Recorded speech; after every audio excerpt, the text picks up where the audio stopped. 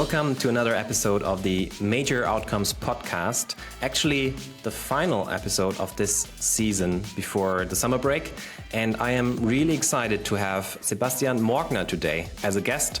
Sebastian was one of the most popular contributors at our previous Outcome Economy Summit of WorkPath. We will definitely put links to his presentation and the great workshop he gave there into the show notes. And we get so much good feedback on the topics that Sebastian talked about during the Outcome Economy Summit, about leadership dynamics and strategic planning and collaboration in combination with looking at the leadership team, the social dynamics and the neurosocial aspects in teams. That's something we're going to dive a bit deeper in based on all of your feedback. Sebastian is Managing Director of the MLI Leadership Institute in Munich. He advises teams, mainly leadership teams of global companies, on various topics around digital transformation and strategy implementation. So he not just consults, he also actively coaches executives and companies. And in many ways, and that's another connect we have with WorkPath and Sebastian Morgner's work, he works with OKRs and outcome-oriented frameworks to develop strategy and implement strategy together with his customers. Sebastian is also an author. He wrote the book Expedition Future, how you can use chance to master uncertainty and complexity. And I think in many ways you can see him as a pioneer in digitization topics. He's also a certified mental coach and a keynote speaker. He's married, father to 3 daughters, and co-founder of the Future of Leadership initiative. So a lot of things. Again, we'll put some of these details into the show notes. Sebastian, thank you for being here. It's great to have you. Did I forget anything? Yeah, it's a pleasure to be here with you. I think the only thing you forgot is that I'm a proud dog owner since Corona. I have a dog, and he's also the second male in our tribe, Fritz. And he joins me to all the things that my ladies don't like going to the nature, doing a mountain bike, or going for a hike. So that's important for my life. Perhaps not so much for OKRs, but for myself. Amazing. To complete the family picture. Yeah. Exactly. Okay. Great. So, Sebastian, I mean, you've obviously are doing a lot and you've been doing a lot. So do you want to just give our audience a few more details on your background? Like, how did you get to where you are today? And if I suggested we go into like neuro leadership, neurosocial dynamics in leadership teams, maybe you can give us an idea of what got you to that topic. Yeah, actually, I mean, I was in the management of the financial industry for 15 years after finishing my university degree. And, really by chance, I had no idea about it, actually, I have to say. I got into a position where I was responsible for the internet business of an investment firm. We had this strange idea, I think 24 years ago, to provide a co-branded portal where you could buy investment funds. And actually, I presented it just, I think, 2 weeks before Christmas, just as a gag, so it was a fake PowerPoint prototype. And the management was so excited that I went out of this meeting, and I had, I think, 15 million budget and 40 people to do something. And actually, this was in the times of the first internet hype, as where it really started, no? And then I had several positions, always about kind of transformation or pioneering things like digital transformation in the banking industry. Actually, my big vision was to help creating a bank that is really customer-centric and, that advises customers around their life goals. So also has kind of a coaching approach. And so I was very much in strategic projects, and for me it was really interesting observing certain patterns after a while, which I was a little bit confused about. So one pattern was that often when there was an idea, a lot of effort was put in doing nice PowerPoint presentations and, somehow influencing a decision in the group board for a certain strategy. Often it was kind of linked to reorganizations, and the one who had proposed the strategy often was able to increase his area of influence. And then I observed that, more or less when a strategy was decided, the implementation was neglected in a for me it was unbelievable, so it was decided, the person was in a new position, and then when I thought now the work is starting, actually not so much happened, at least not what I expected. And I started to have it as a hobby then, that I looked where was a business case, what was a strategy decided, and half a year later I was asking the people that should have been the responsibles for execution, so that were needed that this strategy comes to life.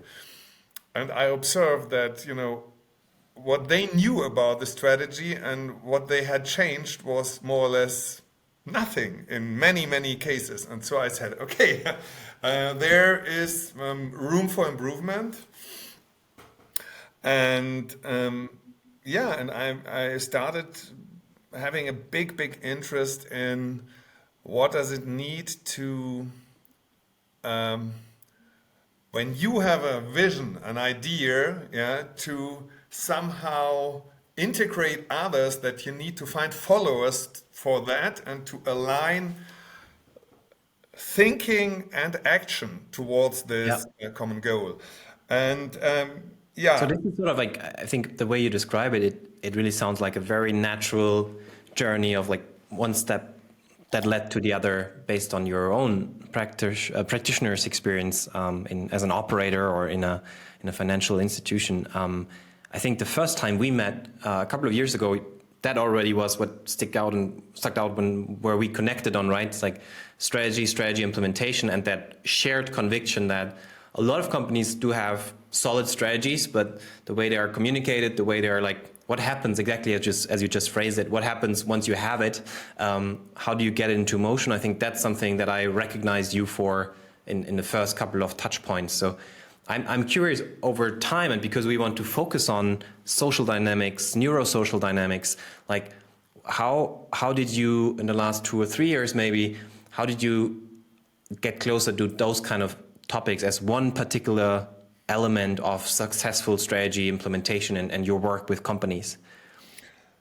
Yeah, actually, that we founded, I think 10 years ago, the Future of Leadership Initiative. So within the last 10 years, I really had the opportunity to talk to about 500 senior executives and also leadership experts on the topic, how to make a strategy really successful and become reality. And more and more we figured out that it's not so much the content that counts, but that it's really unconscious social dynamics that make the difference between failure or achievement, actually.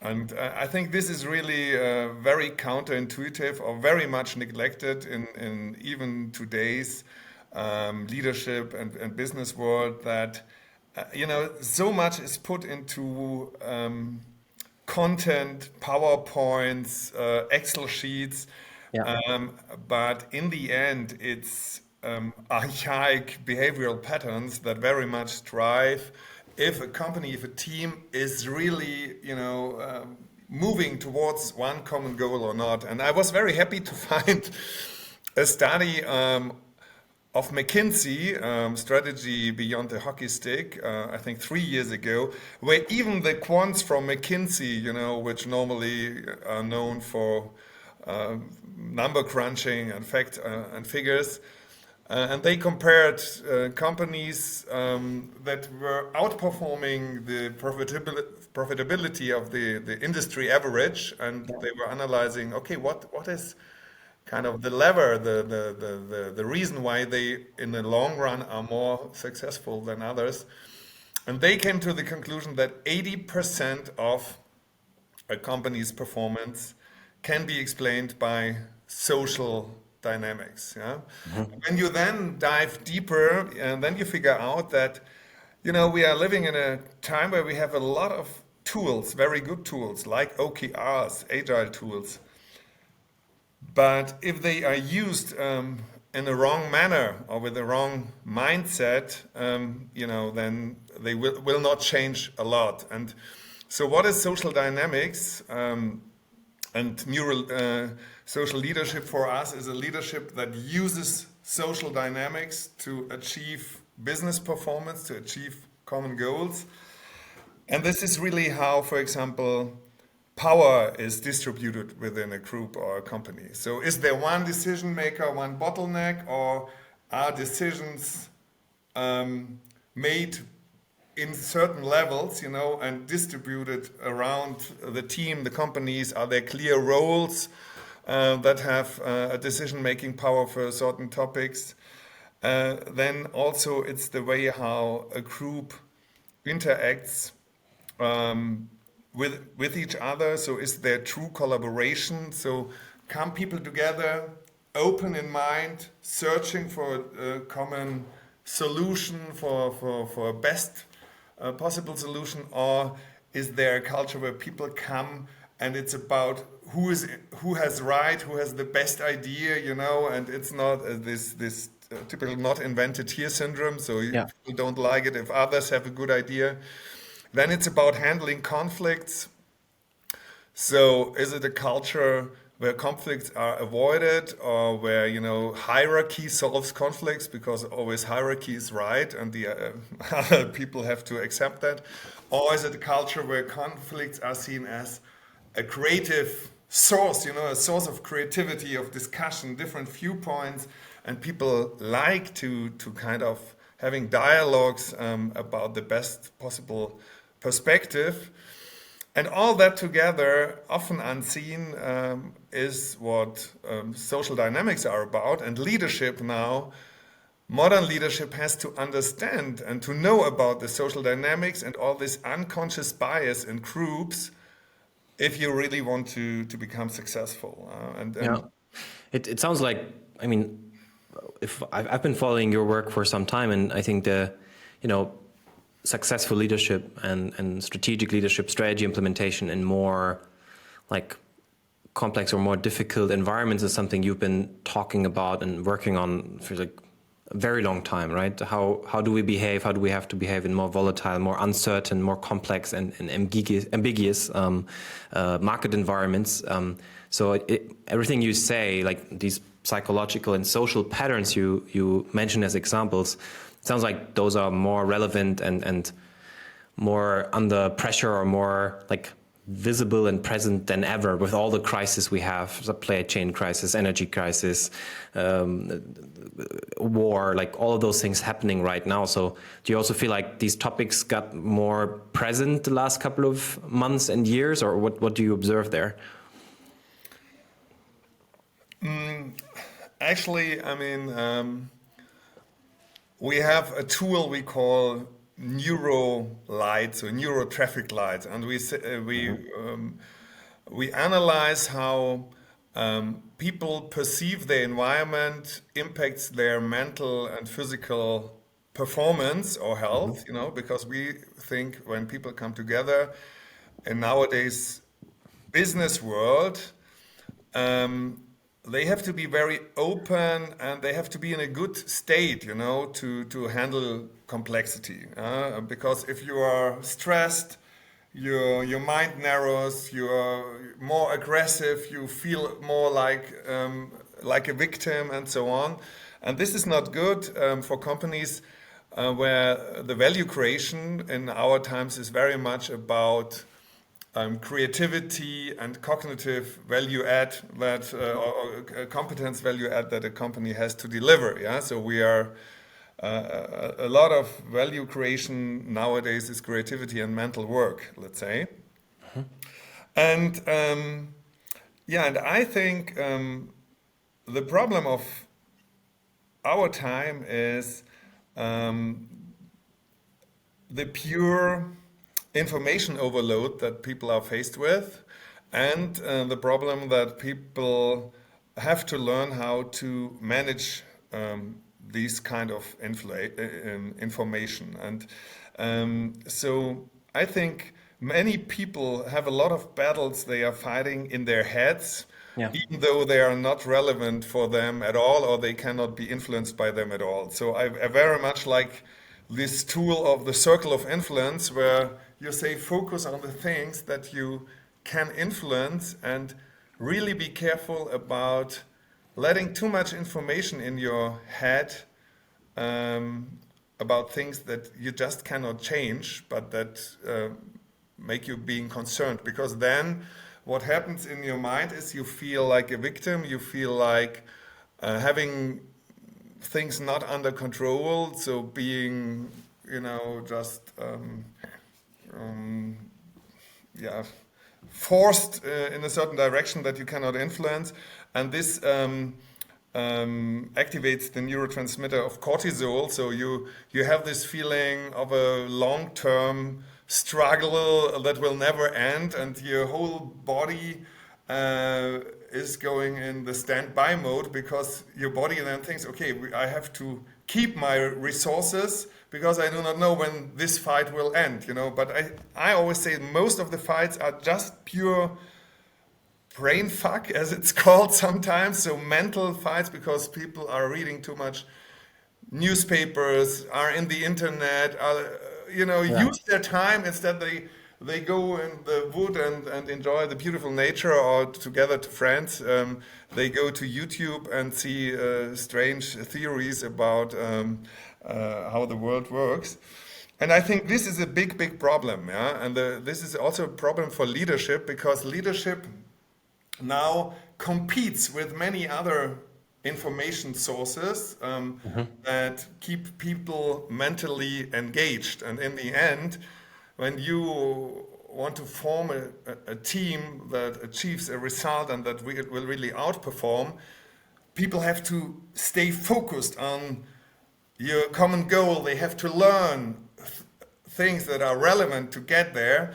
And and if in their spare time or even at work they are too much in information that just makes them afraid, but that doesn't help them, then they will not be successful. And so I think that's the problem of our time, that we have so much information at a fingertip that it's hard to guide people to avoid, noise, and to focus on the relevant things. And not only in the big environment, even in large companies, I mean, I know people that come there, they have a position, let's say, called head of innovation.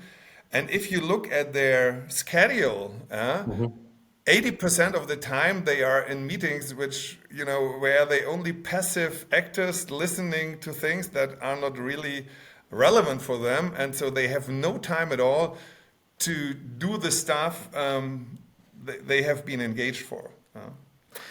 Thank you very much. I think there is a lot of things to unpack in there. On the one hand, it sounds like you work with a couple of tools and frameworks that we believe in at WorkPath, and that I really like using, right? I think something you said in between, I said a couple of times the last couple of weeks and months, it's so easy to say and yet so hard to implement. It's like worrying has never changed the outcome, and it demands so much like self-leadership and, as you said, focus to really think about what can I influence and what do I have to maybe also sort of like neglect or not look at right now, even though it's very loud and even though it's very present. So that to some extent already builds a bridge towards then strategy execution and planning, right? I think a good planning process with a leadership team helps you providing that kind of focus on what are the most important outcomes we need to achieve. But then also when we work with customers, we work with this concept of sphere of influence. What can you actually have an impact on, and what is it worth maybe even actively zooming out and not looking at it?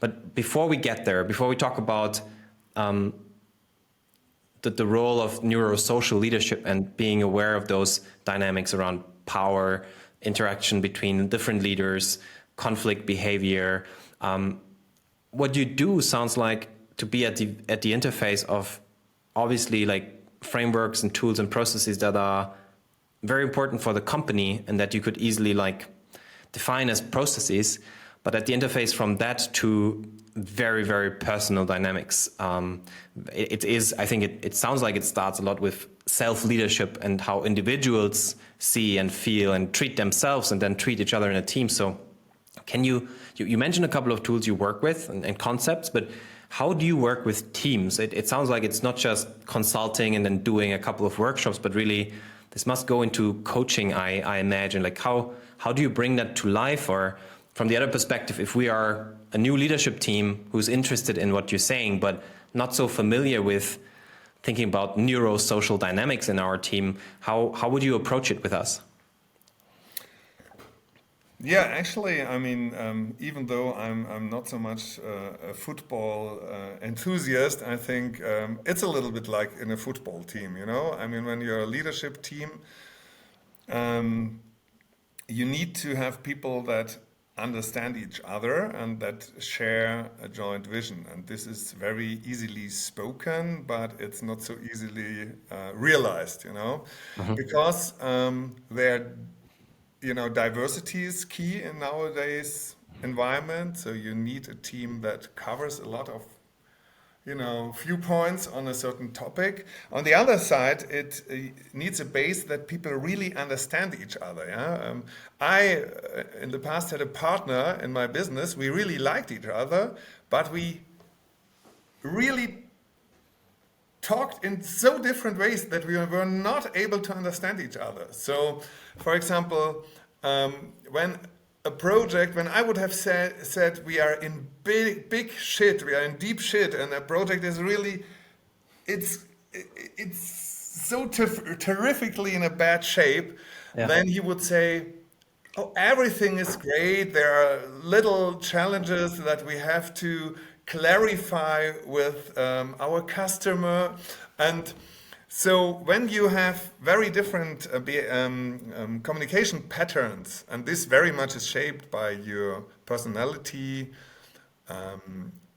by your character, and by also your experiences, and you figure out that a team has a set of people that are not able to have an efficient or effective dialogue with each other, then for sure you have a dysfunctional team, and you somehow have to solve it. So is this where you start? Do you do personality test, observing how they behave, and then are the mirror for this team, or how do you get started till teams get into a productive mode about it?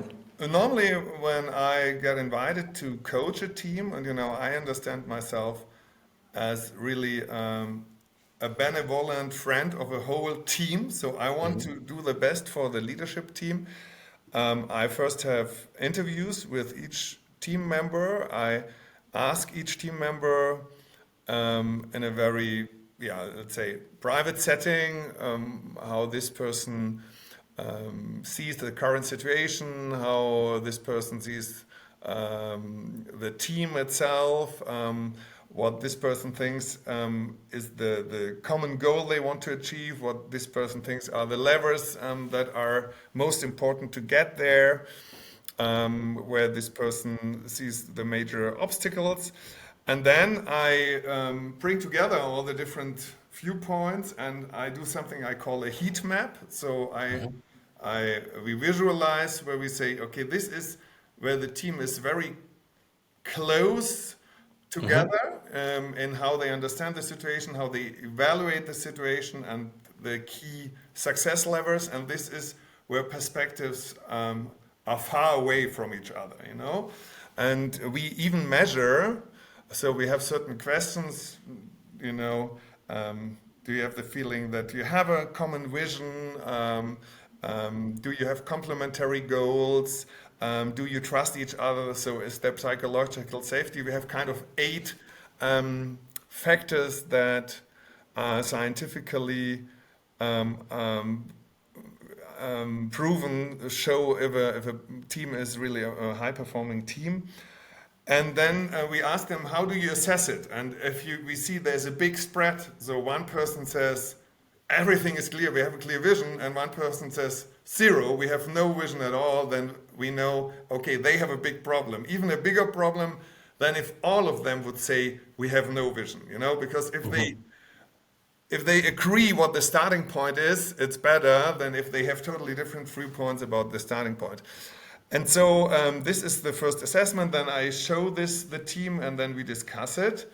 And then it's really a two-sided coaching process. So one is together with the team, thinking about the strategy, the priorities, aligning priorities, and getting them into an OKR process for strategy implementation, so that the management itself defines each quarter what are our priorities. But on the other hand, also coaching each individual in such a management team about their obstacles, their problems they have. And often it's communication, and they feel not accepted by the others, and so on.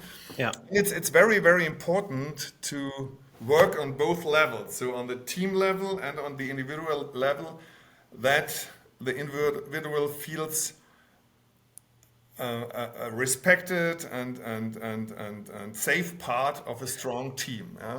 Yeah, let's focus on that for a moment, like on that step from working with the individuals to working with the team, and then what you just described as coming together for a joint prioritization and planning process from strategy to execution. So let's talk about outcome management, or like a very outcome-oriented way of strategy execution that you bring into teams with OKRs. And maybe we can pick a couple of examples, right? I always like to explain a framework like OKRs for strategic planning, goal setting, and then for the collaboration around these goals. I think it also always is a little bit of a analytical tool, because when people get into such a process, when they follow a certain framework with certain guiding questions, and basically start breaking down their strategy and discuss that, exactly as you just said, I think this tells you so much about the dynamics in the team and what works in the team and what doesn't. So it can really be a mirror, an analytical tool where you deduce a lot of learnings, and it's not just on, do we have shared goals, do we achieve these goals, but really, how is the system around these goals actually behaving? So when we focus on OKRs and goal setting with OKRs, like, can you share a couple of typical examples from a neurosocial perspective, where you see like teams coming together, they define outcomes, they define key results? What are typical dynamics you see, going back to the patterns you mentioned earlier, right? Power dynamics, conflict dynamics. Like, can you share a couple of examples there maybe?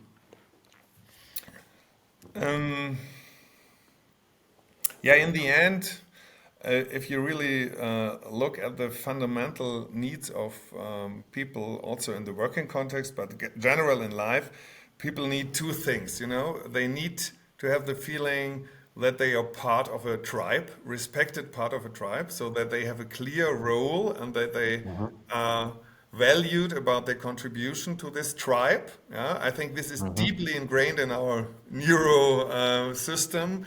And if I have the feeling I'm part of a tribe, of a group, and I know why I'm here and the others see it, then the neurotransmitter serotonin is activated. So I really feel kind of relaxed when I'm in the group. I'm very open-minded, so I'm really in a different state then.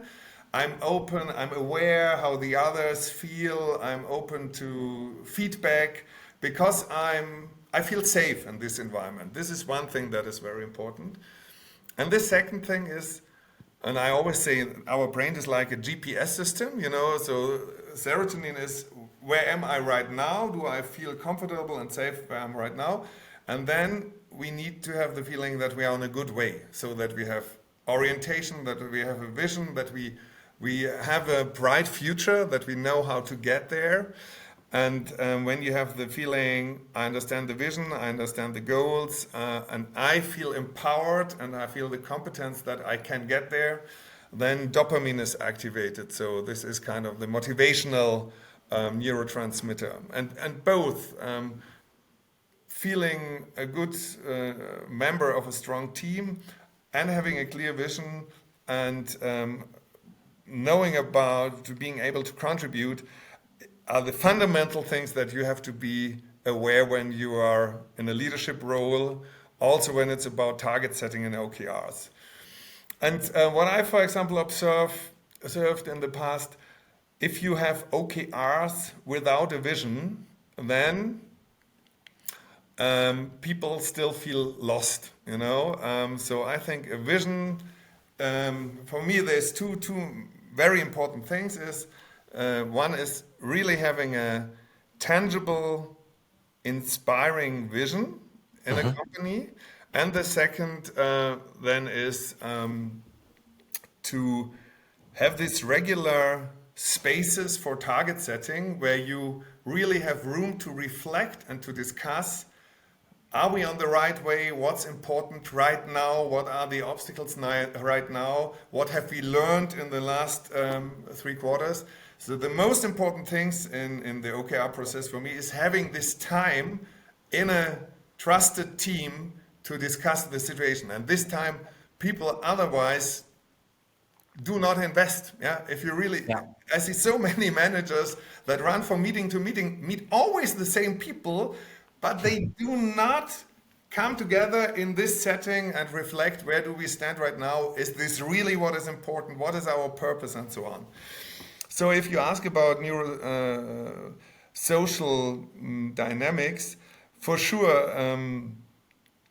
if a company wants to implement OKRs, it only works if the foundation is there. So if you have a strong leadership team, if you have a leadership culture that empowers people, where psychological safety works, where responsibility is really distributed, where power is really distributed into teams, where the management is open to feedback. I have observed companies, they thought, okay, it's just another tool. We buy a tool, then the manager, the CEO enters, this is my priorities, and now everybody else think about your priorities. There's no dialogue, there's no feedback. Everybody is entering some priorities they have, and that's it, and then it becomes a bureaucratic process with perhaps it gives a little bit transparency, but it has no impact on this social dynamics, on the motivation, on the energy, on the inspiration of the people. So this is one thing I observed. Then I observed that we really good management teams, very open, very bottom-up, cooperative culture. They said, let's do OKRs. But they didn't have a clear vision. So they didn't know, they had no landscape to match the quarterly milestones on. And so each 3 months they came together, and they always decided about different priorities, but you had the feeling that it's a boat, that's sailing without a clear route in this direction and then in this direction. And from a neurosocial perspective, this also creates then, after a certain while, confusion and even panic in people's minds, because they think, okay, it's always so stressful. Each time we have a sprint and we try to realize something, it's very hard, but we do not see that we are on the right way. So in this case, I think it's so important that you then take the top management and the people, the main thought leaders, and work on a challenging and but also motivating vision and a picture about what the company wants to look like uh, in a moment when they have kind of achieved everything they want to achieve right now, and this gives a lot of safety then to the people, and then this helps people each quarter or whenever you do the target setting to check, are our priorities, Yeah. contributing to the long-term vision. So you mentioned, I think, a couple of important points that strongly resonate with my experience, like starting with creating a space, creating the time and the room for leadership teams to have the right kind of discussions on that, and then working on a personal level to make sure there is psychological safety. There is this more or less safe space where leaders can discuss these priorities. You mentioned the vision, the purpose, like why are we doing all of this? I think that's really, besides the general management buy-in, still among the top three success criteria we experience again and again. If a company cannot say, and this is, I think, vision on two levels, right? If they cannot say what kind of company do we want to become, who are we in the future, but then also why do we choose this new approach to goal setting? Why do we work with OKRs? Like it always is a more difficult path, and it oftentimes leads into nowhere because people, it's difficult. It's going to be forth and back. It's going to be very iterative. A lot of things won't work in the beginning. So we need to be clear, as you, I think, mentioned, like we're moving towards the right direction, and there might be some setbacks, but there is progress. So that makes a lot of sense to me. Are there any other things leaders can do if you want to influence and develop your culture toward a more outcome-based mindset, outcome thinking? Are there any maybe social dynamics that you can influence to support that shift? So I at least think that there are two more very important success levers if you want to implement an outcome culture. One tool that I think has a really high value if it's used right is the retrospective, so that you come together and regularly in the team, in the leadership team or in the team that is responsible for strategy execution, you discuss how do we work together, and what obstacles did we see in our cooperation and the way we work together. I really like in the agile world that kind of the content and the cooperation part is analyzed differently, because otherwise you have kind of a melting pot and it becomes very diffuse. And if a retrospective done right really helps to achieve something that is called psychological safety. So if you really listen to each other, if you really understand, okay, the way how I communicate, that, for example, I'm a person that always starts with a strong statement which doesn't allow any other opinion, and that if you have a culture where people can say that, where they can share how they observe certain behavior patterns, and the other person accepts it and understands, okay, by this I destroy a lot of good ideas because, for example, at the beginning I say it has to be like this, or sometimes you have a behavior pattern or discussion pattern that somebody is listening until the end of a long discussion, and then at the end this person is starting the bomb, bringing an argument that says, okay, all we have discussed that doesn't lead to the real result. And there you have to be aware about discussion and communication patterns that are dysfunctional and that disengage an open dialogue and an outcome-driven dialogue. This is, I think, one very important tool. And the second thing that you have to be very much aware of in a leadership position is that you do not create chaos about where are these decisions made and who is in control of what. So very often I observe that companies want to implement OKRs, and OKRs Mhm. means you have one goal, you have a team around this goal. This team should represent all the competences you need to achieve this goal from different areas, from different, even externals may be part of such a team. But then this team is autonomous and it should have the freedom to work against this goal. And when you then have line managers um, of certain people that say, hey, you have to report to me and you only can say that and do not disclose everything, and which then try to influence their people in a way of politics, of hiding information and so on, then it cannot work. And this is really where culture meets reality or ambition, Yeah. and where you have to be very aware and very um, precise. So you should not look to the side and accept it if you see that there are behaviors that kind of are dysfunctional, because in the end they will ruin your strategy. So Which comes back to your first point, right? Having retrospectives and reflecting, seeing this whole process also as a mirror, as an analytical tool, where if you want certain principles and capabilities to be strengthened in your organization, like that outcome thinking and outcome mindset in your strategy and strategy execution, you have to look at it on a quarterly basis at least, like, are we actually getting there and where are we not there yet? Yeah, so I think that nicely closes to the loop to what you said earlier. I really like, and I think there is probably one or two previous episodes in this podcast that we could link here as well.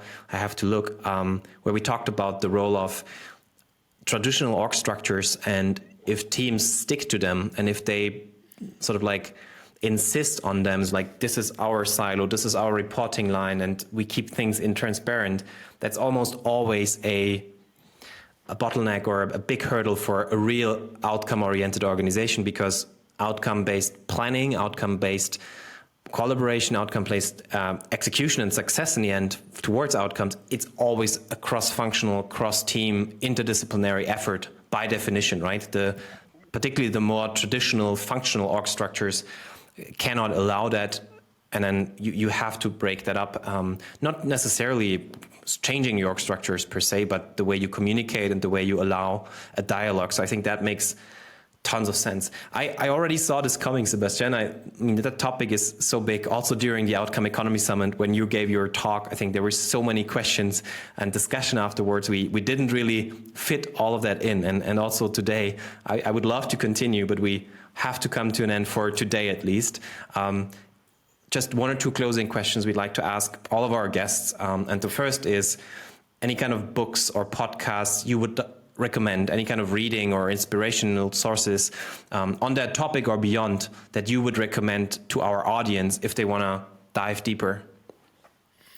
I mean, actually, for sure, I would recommend the book Expedition Zukunft, Yes. but only if you want to get a little bit more about our philosophy at the MLI. I mean, we really put all the insights of the Future of Leadership initiative that we collected there within 10 years.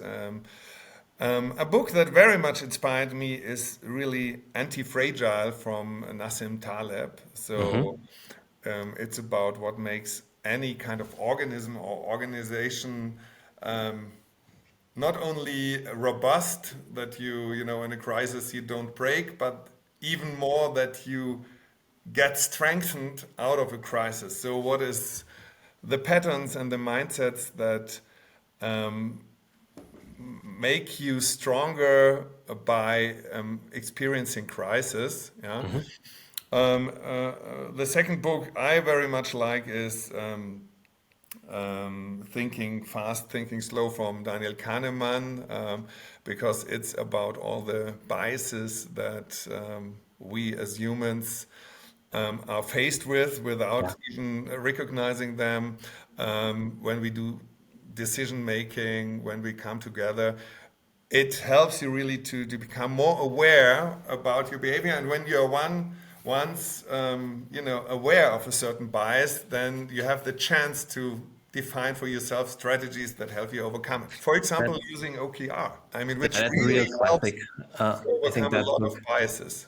Yeah.